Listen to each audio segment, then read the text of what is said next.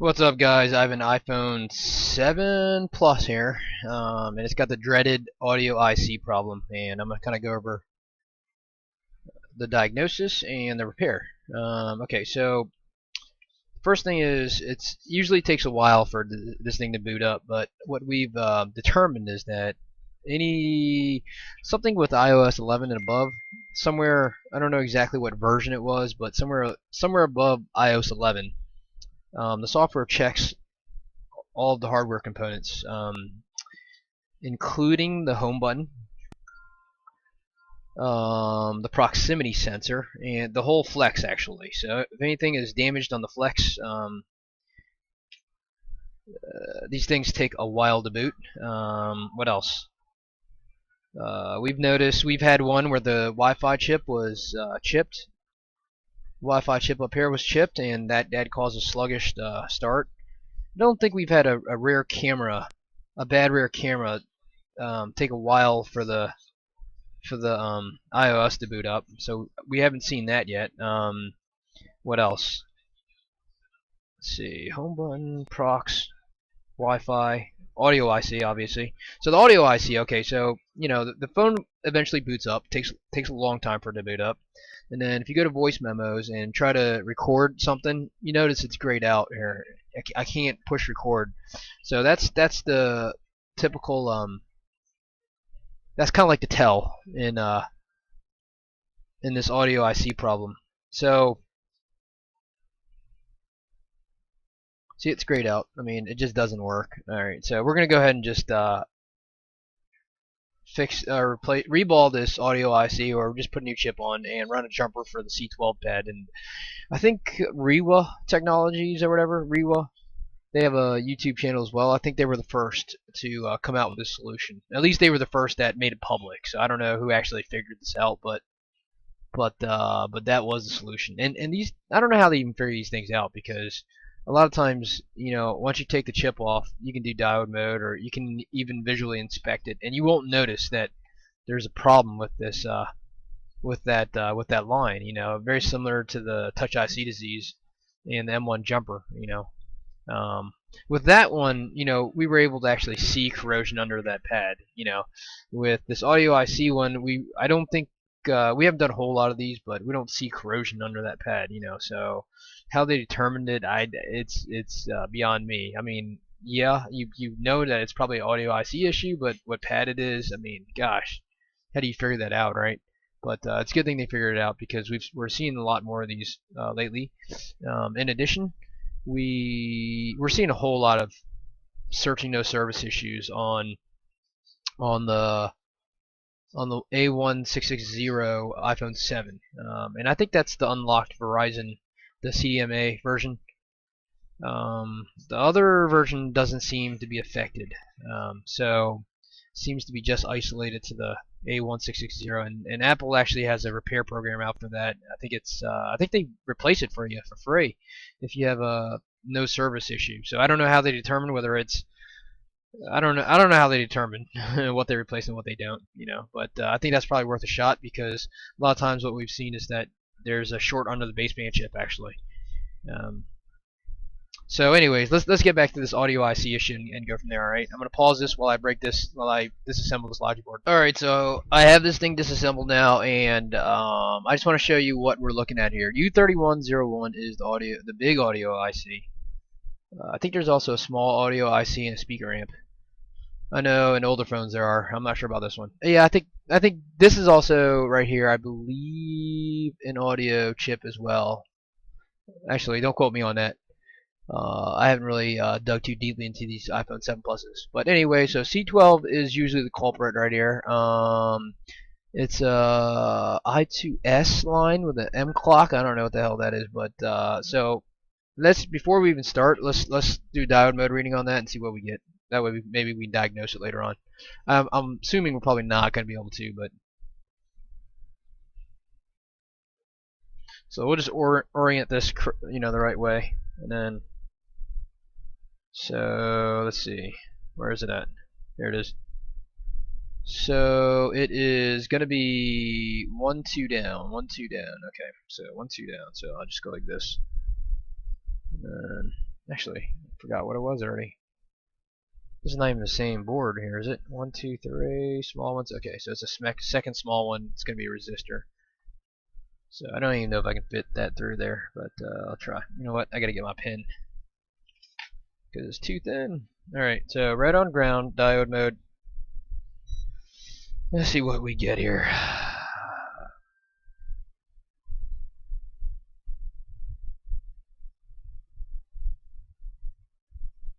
0.497. 0.496. Okay, so let's take it off and let's see what we get from there. 0.496. Remember that. Alright, so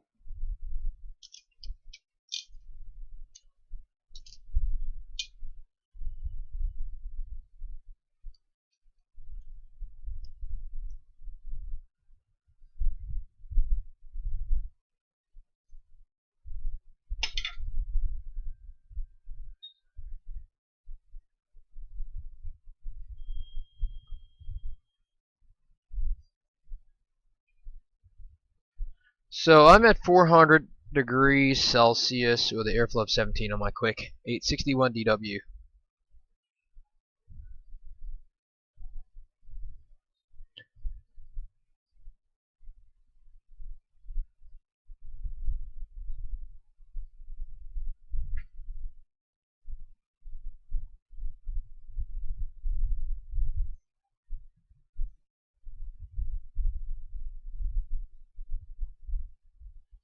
And I got some Kapton tape around this thing, and I'm directing the heat away from the NAND chip, so just and off the board.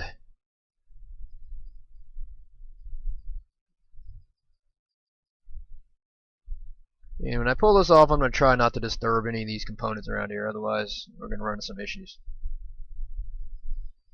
So the goal, I think the goal usually, just kind of like generally speaking, is to try to get the chip off in about 45 seconds or so. So if you're getting it off faster, then I think you're probably using too much heat. You're getting it a little slower, then maybe not enough heat, or airflow. You know, the airflow affects temperature as well. So, and then again, you know, how close you hold the tip to the chip, that's a really big factor as well. You know, you can vary it about 100 degrees. You know, an inch off, and you're about 100 degrees less. So just remember that. Okay, you can really regulate the airflow, the heat, based on how close you hold it to the chip.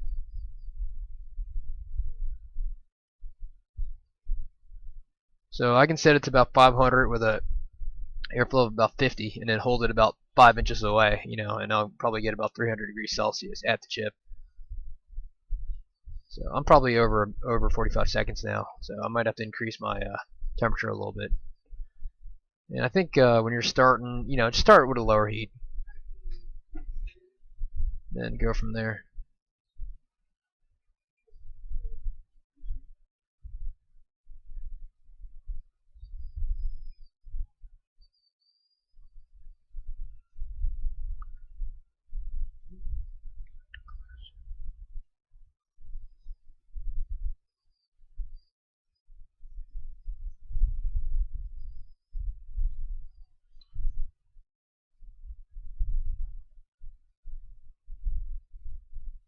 So I'm just going to move a little bit closer to the chip because I'm pretty sure my heat is good.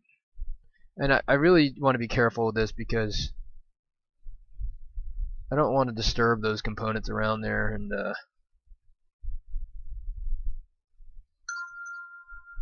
so I'm just going to go a little closer to the chip, get a little more heat to it.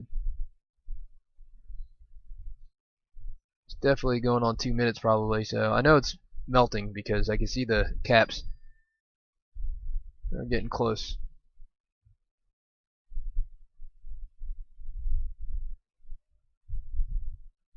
Well, this is getting a little bit stubborn, so I think I'm going to have to maybe use a little bit more. Alright, I'm going to go a little bit closer and see what happens.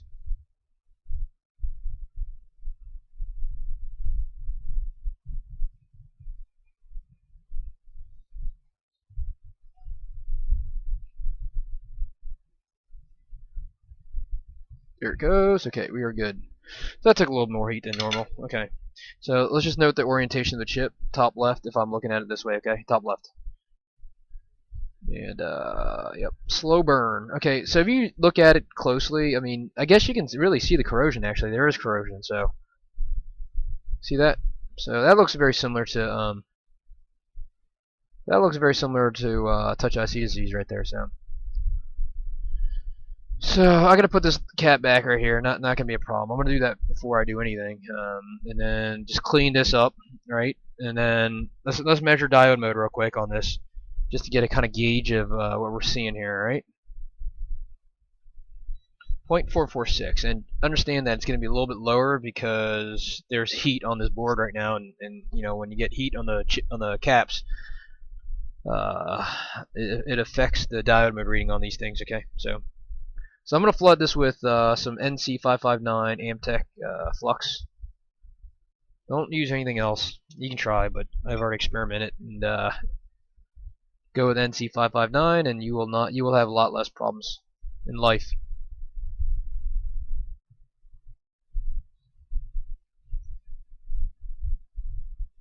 See, sometimes these freaking secondary problems take a little longer to fix than anything else. So I'm going to try to be kind of careful here.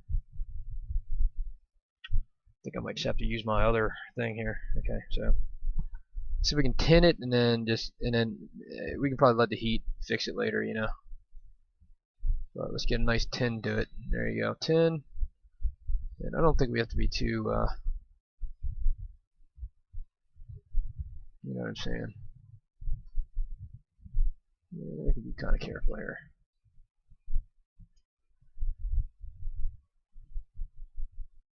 Right, that's good to go.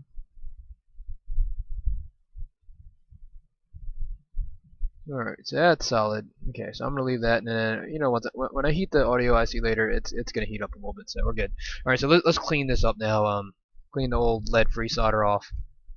Run that jumper, and then we call it a day. Alright, hopefully that fixes everything.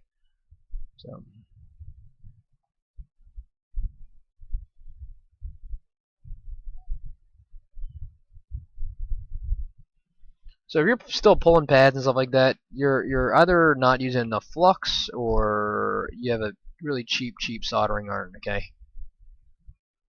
Um, as I say that, I just pulled a pad, but I'm pretty sure that's NC, so I'm not too worried about that.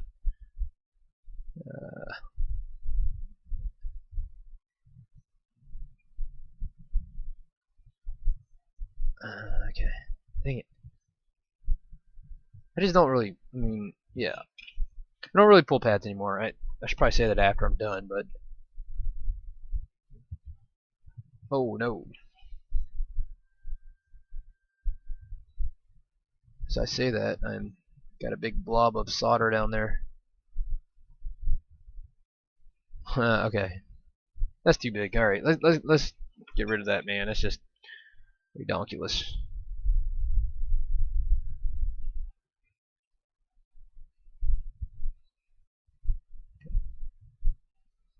Alright, so let's just, gosh, this is taking a little bit. Might be time for a new tip.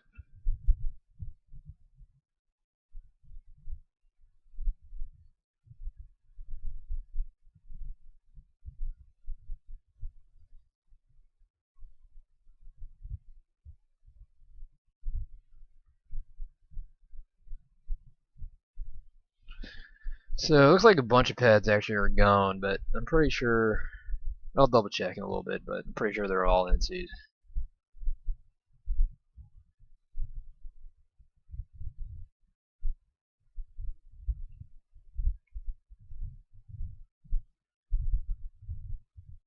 I think I might wick this actually. So let's clean this old stuff off, and then let's.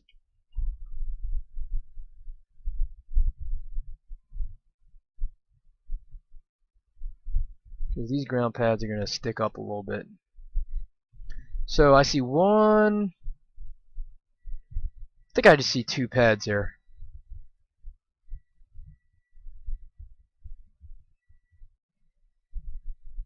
And then I don't know what the hell happened here. What is this?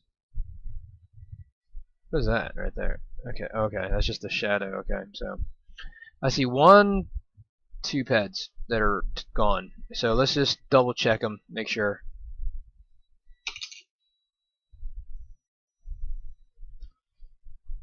Let's see. Okay, there's actually a ton of pads under here that are not good. Okay, so corner.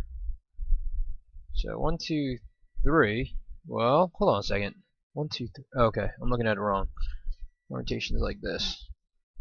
1, 2, 3 from the bottom. That's NC, and then let's see, 5 from the top left, and 5 in. So 5, 5, and 5 in. Okay, that's also NC. So we are good to go. Let's run that jumper. Not a whole lot involved there. It seems it's going to be very similar to the Touch IC.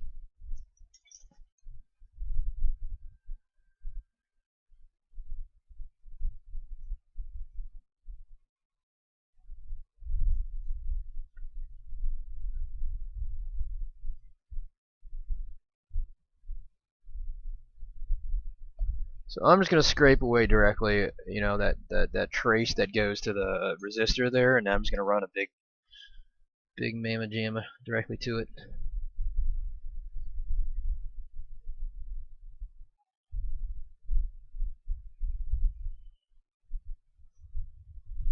I'm actually going to use a little thin one, man, because that'll be a little bit easier, I think.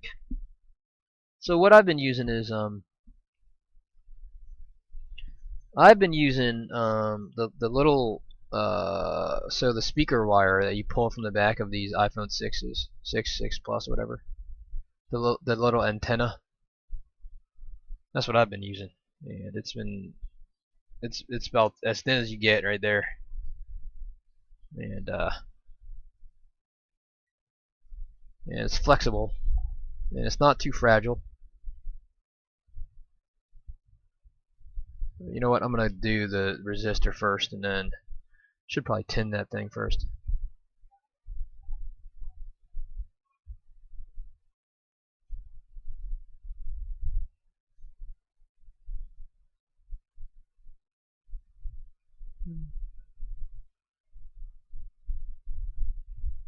Alright, that's good, man. So I'm gonna call it a day there, and then let's see, where am I at there? Okay, can you see that? Is that a good image of it? Okay.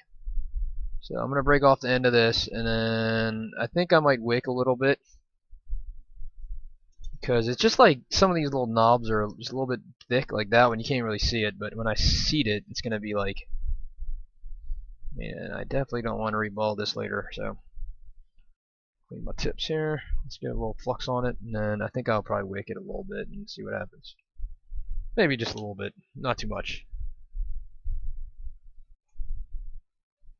So with wicking, I really just I use my tweezers and hold it in between, flux it, and then really just kind of dabble.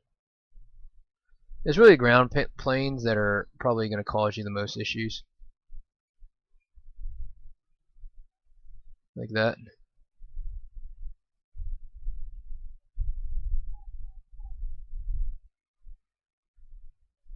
So I'm really just trying to get the big bumps off, man, because when I put the reballed chip, I don't want it to like sit weird, you know. So really just the big bumps. So I think that's pretty good for the most part. Just don't disturb your jumper. There's one. You know what? Let's go with the thinner wire. So I like 0.25 inch. We sell them on our website. It's 0.25, 0.025, I think.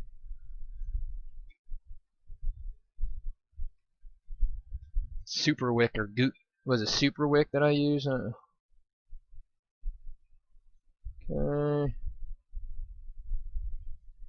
So that's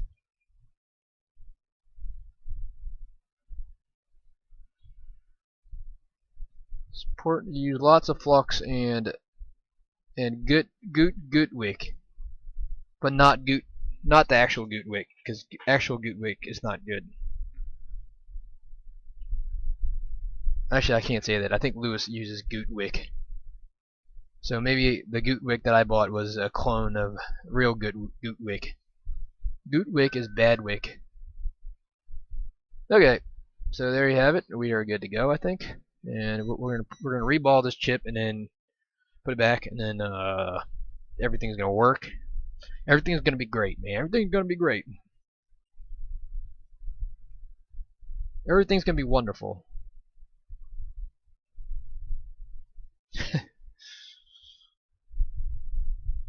We're gonna build a wall. Sorry. I'm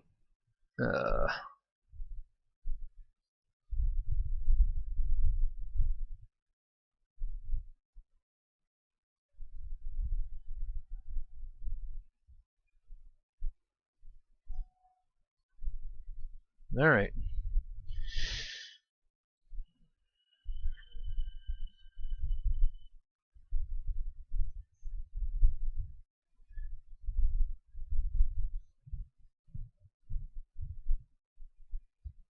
Okay.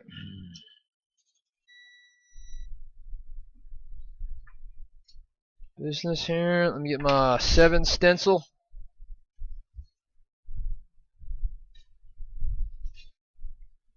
Okay, so my 7 stencil is here.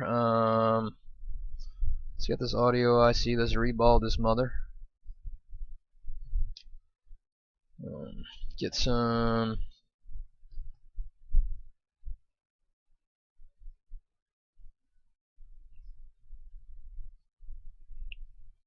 Okay.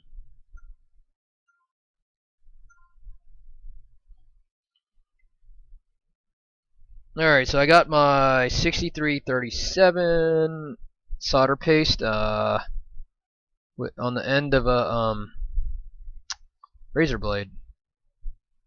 And if you're looking for a good stencil, we sell them on our website. I'm just gonna keep marketing our own stuff shamelessly. Not a whole lot to the reball process. Just get enough on to cover it, and then apply indirect heat to the balls. Indirect meaning, don't point directly at the balls. Point it like, at the metal part that is not next to the balls, and then just kind of slowly, and then just heat it up. Not a whole lot to it. All right. So what I like doing is I like shaving the balls, because that kind of gives me an idea of one blob is not bigger than the other, and it kind of gives me an idea of what needs a little more solder, and then I'll just repeat the process, and this works pretty good.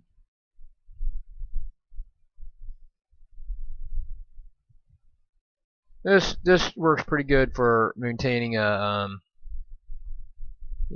even balls throughout.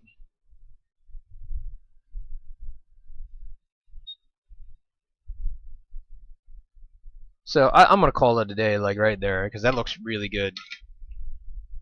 So make sure it's cooled down and it's solidified, and just use your tweezers to push down on it a little bit. It looks like it's set, so I'm just gonna lift it off and heat it one more time to make the balls even on the actual chip itself. And if you're having problems reballing, you might want to check the temperature of your hot air station. If it's too hot, you're gonna run into some issues with the actual chip. Sometimes that's what I found, at least. Okay, so that looks pretty good right there. Flood it with flux again. Make sure there's nothing in between the chip and the pads below, like this piece of lint right here. You don't want that. So I'm actually gonna heat it just a little bit. I like preheating this sucker. I don't actually, but this kind of gives me an idea of what I'm looking at. If there's any like debris under our pads.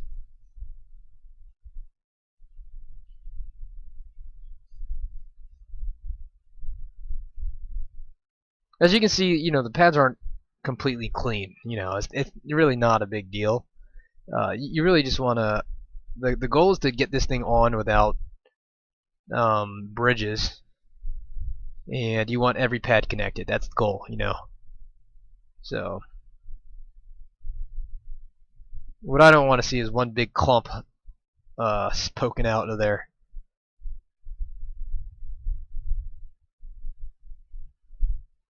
So okay, that's good enough.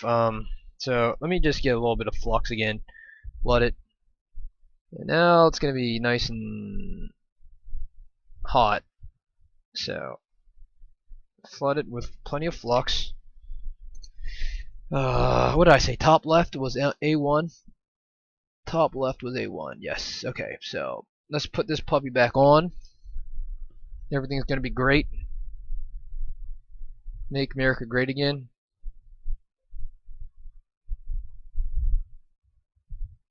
Is it lunchtime yet? Okay. Let's do it. All right. So we are in business, almost. So I assume. So it's kind of warm already. Just make sure you're not. Okay. So this is a little bit awkward because there's not a whole lot of space to hold this thing.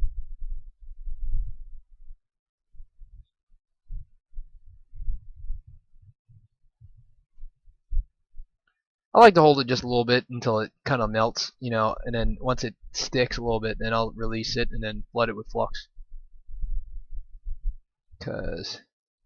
So I just kind of, so I heated it, and I know like one or two of the balls are stuck now. So now I'm gonna flood it with flux. It's hot, plenty of flux, and now I'm just gonna heat it. I mean, I'm gonna have my tweezers there, but I'm not gonna touch it. And once the solder melts below the chip, then it's gonna seat into place by itself, and then I'm gonna nudge it a little bit, and that's gonna let me know that the chip is seated properly. Okay, you really want to.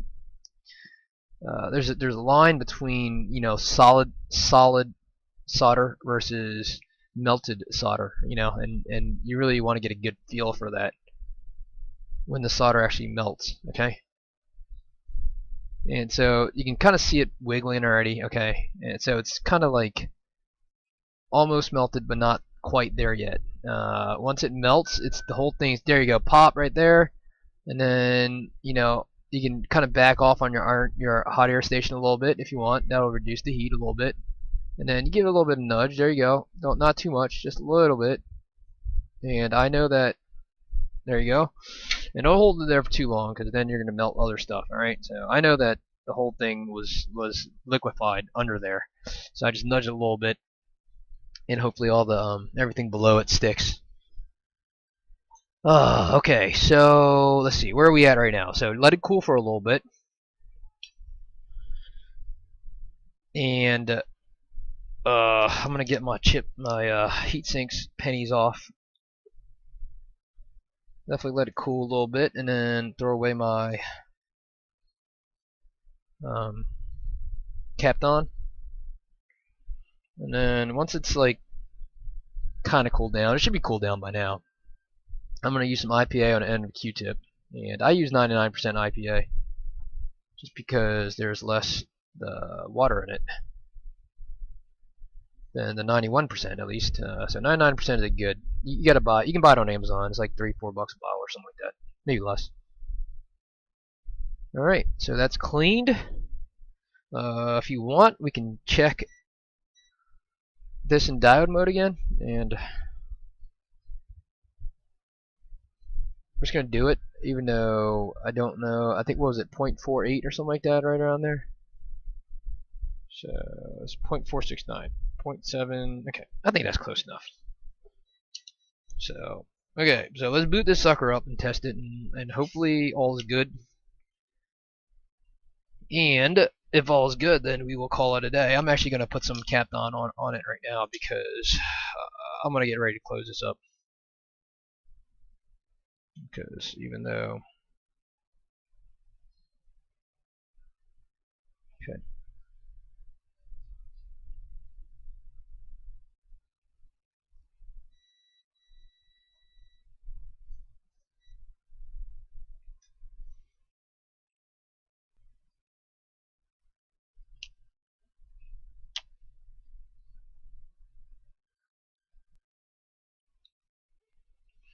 Okay, so I'm gonna like plug as much as I can in so that it doesn't take forever to boot up,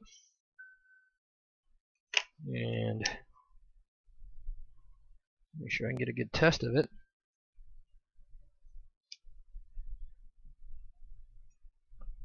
And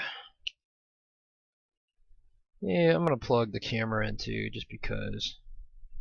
Be careful with the camera because these damn things are like $70 or something like that. Don't want to damage that. All right.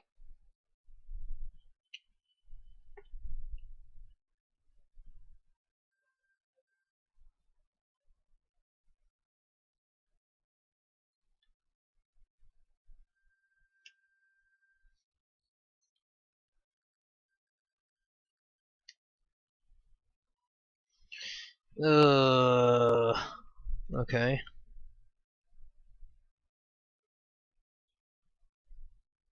Everything is assembled, and then let's plug it in. Hopefully it doesn't smoke. All right, it's going. So, all right. I'm just gonna wait for this to boot up, and then I'll show you guys the test. All right. So I'm not really sure what's going on here, but when I booted this thing up, it didn't work. Um, in his housing, in the customer's housing. All right. So I took it off, and I just stuck a charge port. Can't really see it here, but maybe like this. So it's basically a charge port, our screen, and our battery here, okay? And plugged it in. So this is basically all our stuff. Plugged it in, and man, oh man. Let me turn on the assistive touch.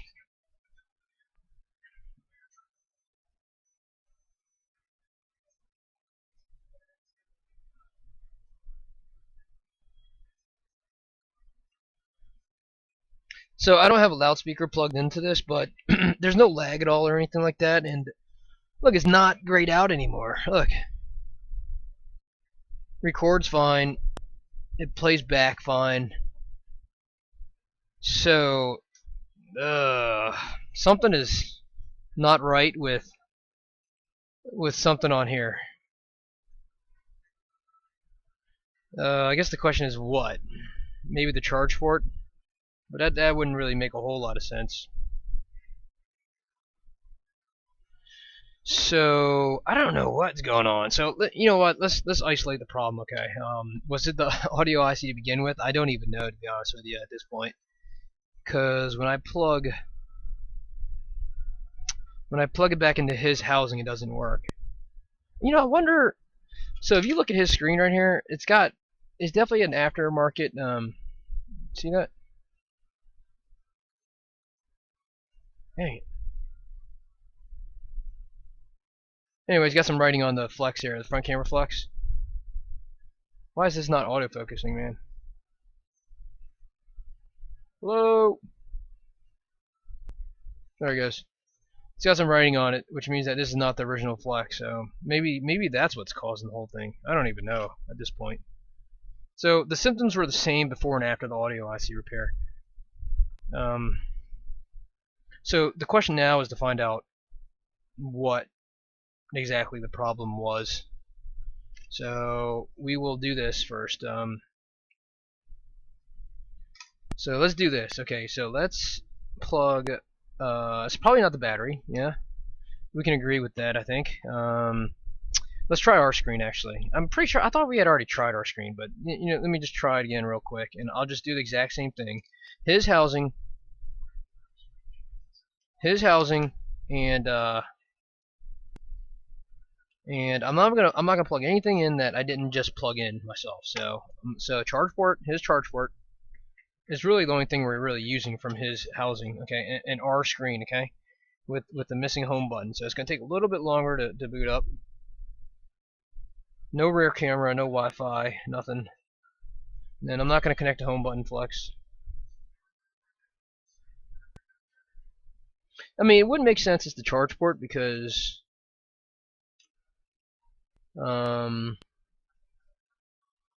Because why would it be grayed out, right? I mean, if the charge port is missing, it shouldn't be, if it's bad, it shouldn't be grayed out, I don't think. So, okay, let's plug this sucker in, let's see what happens. My guess is probably the front camera flex, that's my guess. So, it's booting out, I'm going to pause it and I'll be back. So you have to watch this boot up, it's going to take forever. Alright, so basically I did the same thing as before, except I didn't plug in the volume up and down flex, the Wi-Fi flex, and the home button is not plugged in because there is no home button. It did take a little while to boot up, mainly probably because this wasn't attached. So as you can see, the audio works fine. Testing 1, 2, 3. Anyways, let's see. It definitely works. Okay.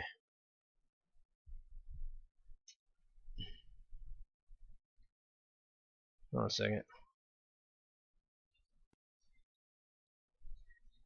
Alright, anyway, so it works. You can hear the sound. So, I don't even know if it was the audio IC to begin with, to be honest with you. It was the stupid... My guess is that it's probably this stupid flex right here that was the problem.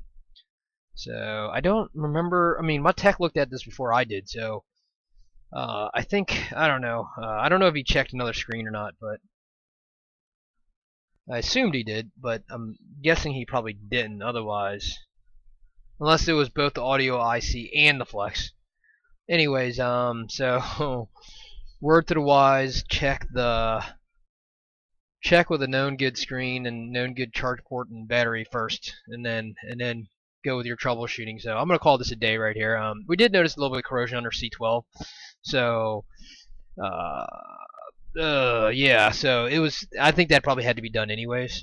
So just you know. I think yeah, this is a day right here. I'm calling this a day, and I'm gonna replace the flex on this, and that's it, man. Pretty much done, I think. And yeah, I don't even have any. Do I have? Yeah, I think I did. I think I do have some of these flexes. So, all right. Thanks for watching. We are done with this, and audio problems, iPhone 7 Plus. Maybe the audio IC, maybe the proximity sensor, the front camera flex, maybe. Alright, thanks for watching. What's up, what's up? I just wanted to talk a little bit about this online micro soldering course that we have. So basically we have 4 courses, starting from the basics to how to use the XW tools, which is the schematic software. And we have a course called Backlight Touch Charge, which deals with the 3 most common repairs. And then our last course is data recovery. What we did was we combined all of these courses into one full curriculum. If you want to learn micro soldering, I would say that this is probably the best way to start. So if you want to buy it, you know, we have it hosted at udemy.com, and the best way to do it is just go to microsoldering.com, click on store, click on the full curriculum. And from there, you can watch some previews and some intros to these videos. So if you want to learn micro soldering, this is the course to get. Alright, thanks.